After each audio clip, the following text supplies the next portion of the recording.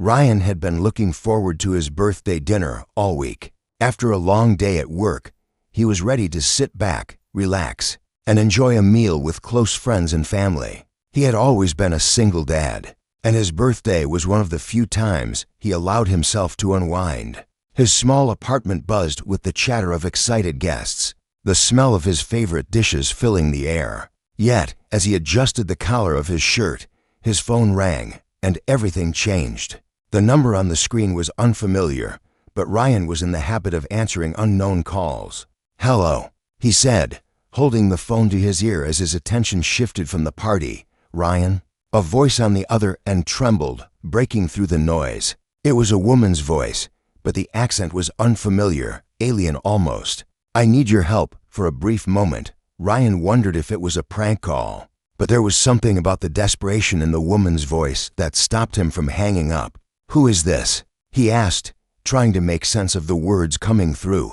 "My name is Zara," the voice said shakily. I'm stranded. My ship crashed, and I'm not from here. Please, I need your help." Ryan frowned. This wasn't a typical call. He had been around long enough to know when something wasn't right, but something in her voice made him hesitate. There was no sign of a joke or trick, just raw fear and urgency.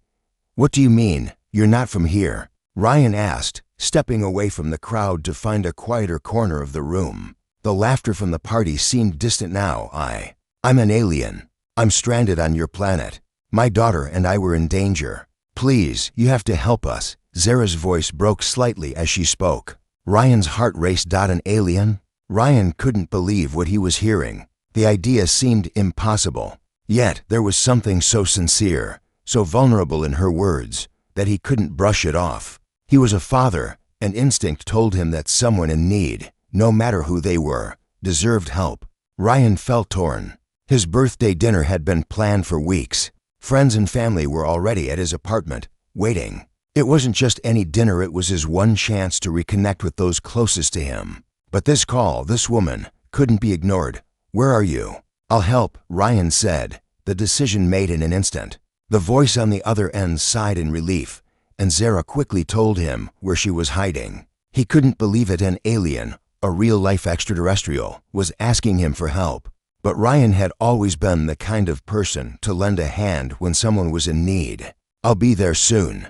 "Stay hidden, Zara. Don't trust anyone else," he warned. There was no time to waste. He glanced back toward the door, where his guests were waiting, but the pull of this strange, urgent situation felt stronger.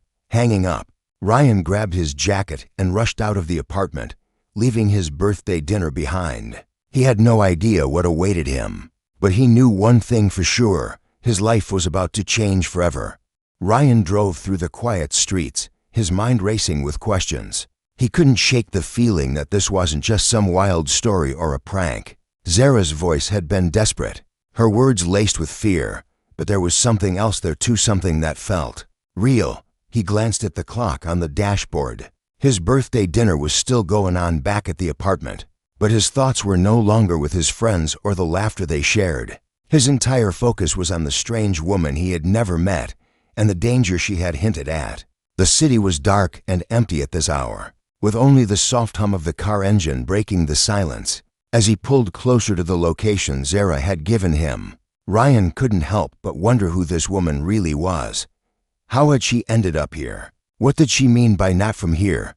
He was trying to make sense of it all, but the more he thought about it, the less clear it became. Finally, he reached an old, rundown warehouse on the outskirts of town.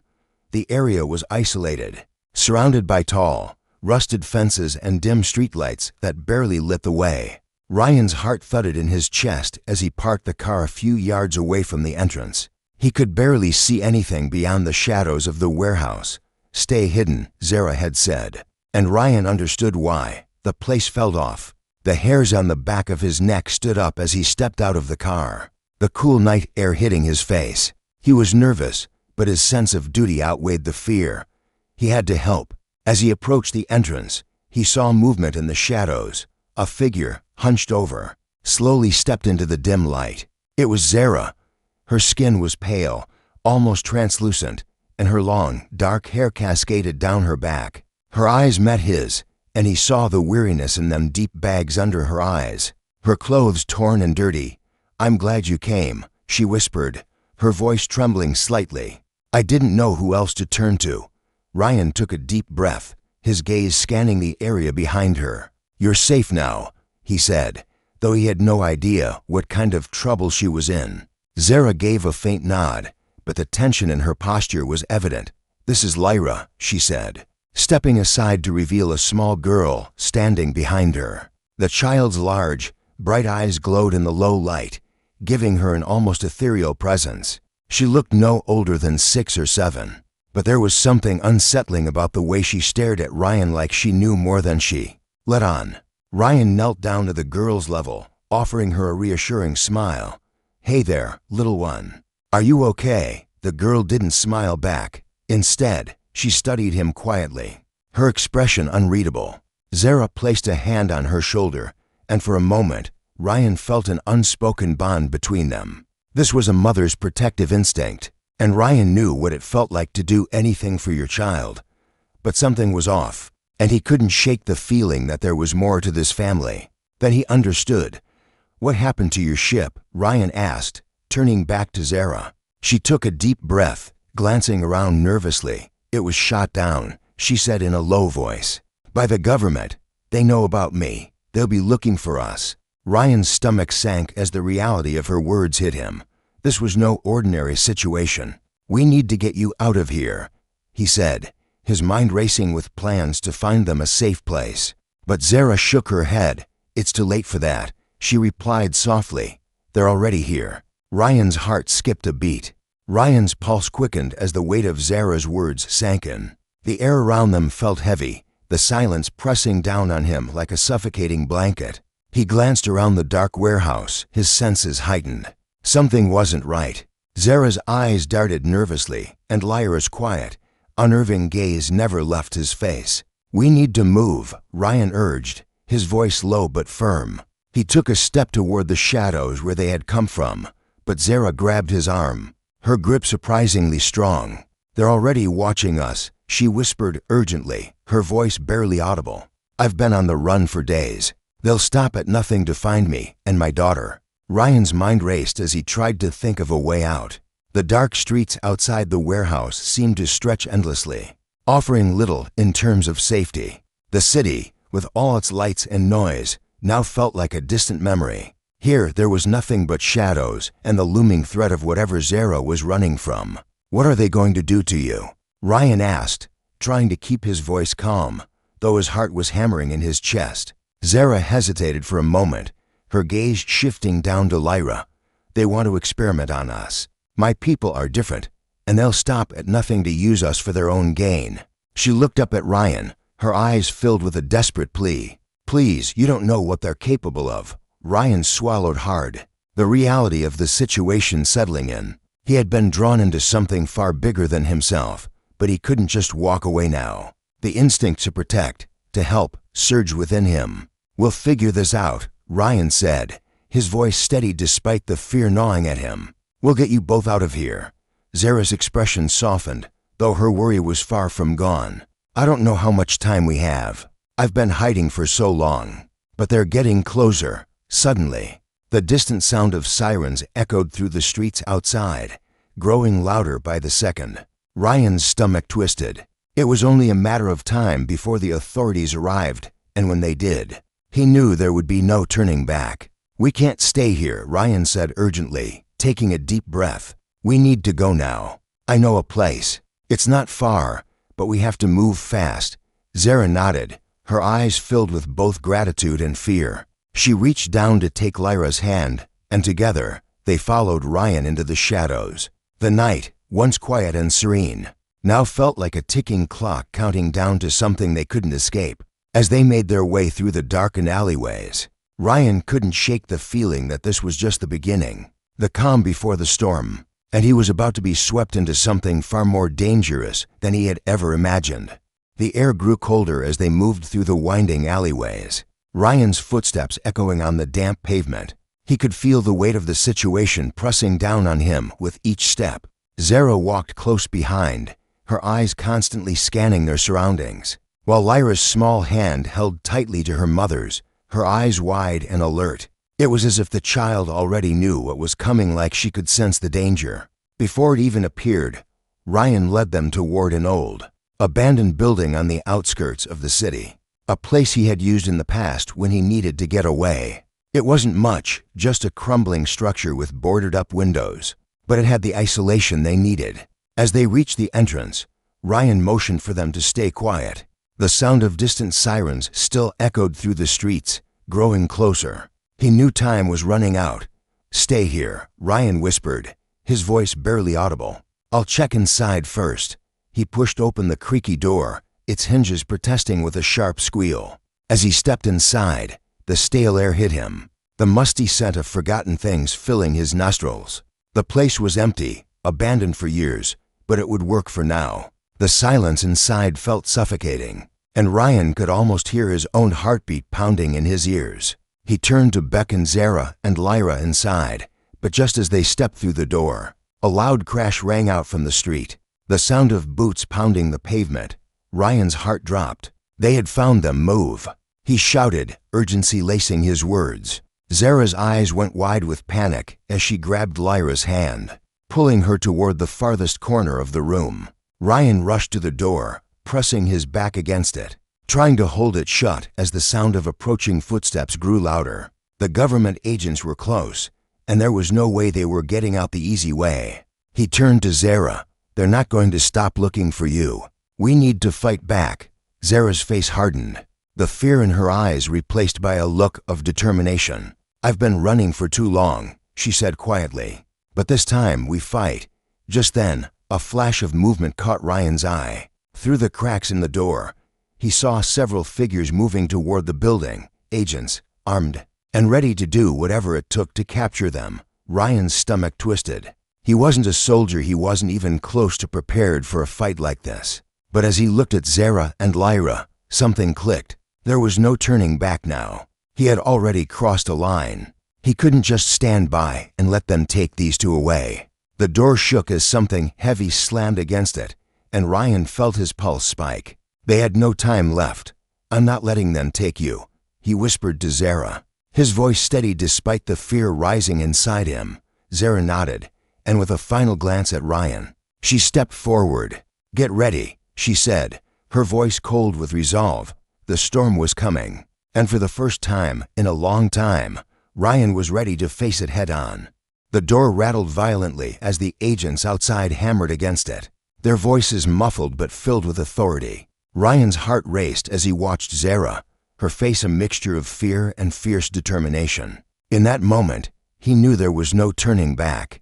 The stakes had escalated beyond anything he had ever experienced. This wasn't just about helping a stranger, it was about survival, and the kind of connection that could change everything. Zara stepped closer to Ryan, her eyes locked on the door. "They won't stop until they have us," she said, her voice low but filled with urgency. "They want my species, my knowledge. They'll do anything to control it." Ryan's mind raced, the gravity of her words settling over him like a heavy weight. This wasn't some simple rescue mission. This was a battle for freedom, her freedom, and perhaps something much larger than he had anticipated. "What do we do?" he asked, his voice strained. Zara's expression hardened, and she placed a hand on his arm. "You protect my daughter. I'll handle them." Ryan didn't know what to say. He had never been in a situation like this, but the fierceness in Zara's eyes left him no room for doubt. She was ready to fight, to do whatever it took to keep them both safe. Suddenly, a loud crash shattered the air, and the door flew open with a force that knocked Ryan off his feet. He scrambled to his feet, adrenaline surging through him as three armed agents stormed into the room, their guns drawn. Before Ryan could react, Zara moved like lightning. Her body seemed to blur, a fluid motion that defied human limits. She reached out with one hand, and in an instant, the first agent was slammed against the wall, knocked unconscious. The other two hesitated, unsure of how to respond to this alien strength. Ryan stood frozen for a moment, his mind struggling to process what he had just seen. Zara was no ordinary woman. She was something else entirely, but there was no time to waste. Ryan snapped back to reality as one of the agents lunged at Zara, trying to grab her. Without thinking, Ryan grabbed a metal pipe from the corner of the room and swung it with all his might, catching the agent in the side. The man collapsed to the ground, groaning in pain. Zara's eyes flashed with gratitude, but there was no time for words. She motioned for Ryan to move toward Lyra, who had backed into the corner, her small face filled with confusion, but also an eerie calmness. It was as if Lyra wasn't afraid, not of these men, not of anything. She had a knowing look in her eyes, a quiet confidence that sent chills down Ryan's spine. The remaining agent moved quickly, but Zara was faster. She disarmed him with ease, her movements graceful yet precise. "We need to go," she said, her voice steady. Now, Ryan didn't hesitate. He grabbed Lyra's hand, and they bolted for the back exit, Zara close behind them. The chaos and confusion of the confrontation still buzzed in the air. But one thing was certain, this was only the beginning. The path ahead was uncertain, but Ryan knew that, for better or worse, he was in this fight now, and nothing would ever be the same. The night air was colder now, cutting through Ryan's clothes as they sprinted through the narrow alleys, the distant sound of sirens still echoing in the streets behind them. Zara led the way, her movements fluid, almost effortless, while Ryan and Lyra followed closely behind. The girl's small hand remained firmly in his, and Ryan couldn't shake the feeling that Lyra was more than she seemed. Something about her calmness, her quiet confidence, unnerved him. She didn't seem scared, not even with the chaos unfolding around them. Instead, she walked with purpose, like she already knew the outcome of this fight.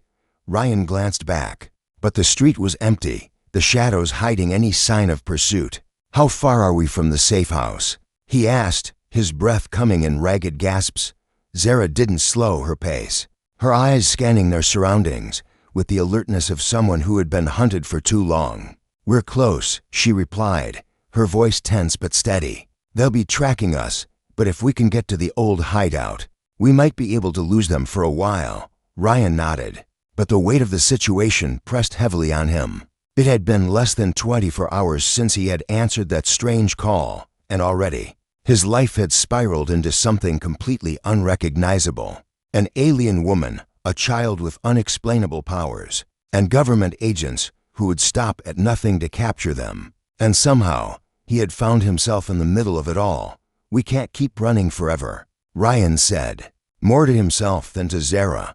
"Eventually, they'll catch up." Zara's expression softened, though her eyes remained hard with determination. "You're right. We won't be able to hide forever." She stopped suddenly, turning to face Ryan and Lyra. "But I won't let them take us." Not again. The intensity in her voice made Ryan pause. There was something in her, an unspoken promise that she would do whatever it took to protect Lyra. But Ryan couldn't help but feel a growing fear, not just for them, but for himself. This wasn't a fight he could walk away from, no matter how dangerous it got. Suddenly, there was a soft sound in the distance, footsteps, deliberate and heavy, getting closer. Zara's head snapped toward the noise, her body tense as she reached for the small device attached to her belt. It was a communicator, a simple piece of tech, but in their situation, it was a lifeline. "Get down," she whispered urgently. Ryan instinctively pulled Lyra behind a nearby dumpster, crouching low. Zara joined them, her body still tense but ready. They waited in the dark, every muscle in Ryan's body coiled, heart pounding in his chest. The footsteps grew louder, echoing off the walls around them, until finally, they stopped just a few feet away. Through the dim light, Ryan saw them, the agents, scanning the area with bright flashlights. Their search was methodical, slow. They were getting closer. Zara's hand shot out, signaling Ryan to stay still. She pressed a button on her communicator, a soft hum filling the air. The agents turned, their attention caught by a sudden noise in the distance. They paused for a moment, confused, before turning to investigate. Ryan held his breath as they moved past their hiding spot.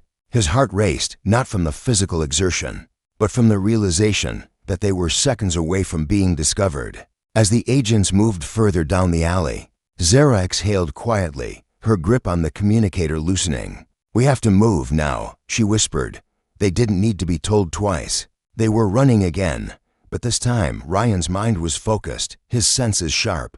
They were running not just from danger, but toward a confrontation he wasn't prepared for, but knew he couldn't avoid any longer. The storm was closing in, and Ryan was about to face a choice that would change everything. The night was suffocating, the city's lights dimming as they pushed through the winding streets, their footsteps muffled by the thick fog rolling in. Ryan's lungs burned with each breath, the cold air stinging his chest, but he kept running. He didn't know how much farther they could go, how much longer they could outrun the danger. Zara's pace never faltered, her expression a mixture of resolve and something deeper, something Ryan couldn't quite place. Lyra, though small, kept up effortlessly, her eyes glowing faintly in the dark, a quiet confidence in her every movement. They reached a narrow alley that led to a decrepit building, its crumbling walls barely holding together. The familiar chill of an old, forgotten space settled around them. This was at the hideout Zara had mentioned earlier, but as Ryan glanced behind them, the sounds of footsteps echoed once more. The agents weren't far behind. They had been tracked. It was only a matter of time before they reached the end of this road. "We don't have long," Zara said, her voice sharp with urgency. "They're close. I can't hold them off for much longer." Ryan's heart pounded in his chest as he followed Zara into the building. Inside, it was as dark and abandoned as he had imagined, but there was a faint, eerie glow in the corner of the room. Lyra stepped forward, her small hand gripping his as they moved deeper inside. Zara closed the door behind them, and for a moment, there was only silence. The cold, damp air inside felt like a lifeline compared to the pursuit outside. But that relief was short-lived. Zara's face was tense, her eyes searching the space like she was expecting something or someone. "Stay here," she whispered to Ryan, her tone unwavering. "If they find us, you and Lyra have to go. I'll hold them off." Ryan wanted to argue, to tell her they could figure something out together, but there was no time for words. Zara moved toward the back of the building, pulling out a small, sleek device from her bag. It hummed softly, and Ryan watched as her fingers expertly navigated the controls. A hidden compartment in the wall slid open, revealing what looked like a communication device or something far more advanced. "This is our last chance," Zara muttered to herself, her fingers flying over the controls. "I can't do this alone." Ryan's mind raced. What was she trying to do? What had she just activated? As if answering his unspoken questions, Zara turned to him, her eyes locked onto his. "You're part of this now. You're not walking away from it." Before Ryan could process what she meant, a low, resonating hum filled the room, and the walls seemed to vibrate with power. A hidden door opened at the far end, and a soft blue light poured out, bathing them all in an otherworldly glow.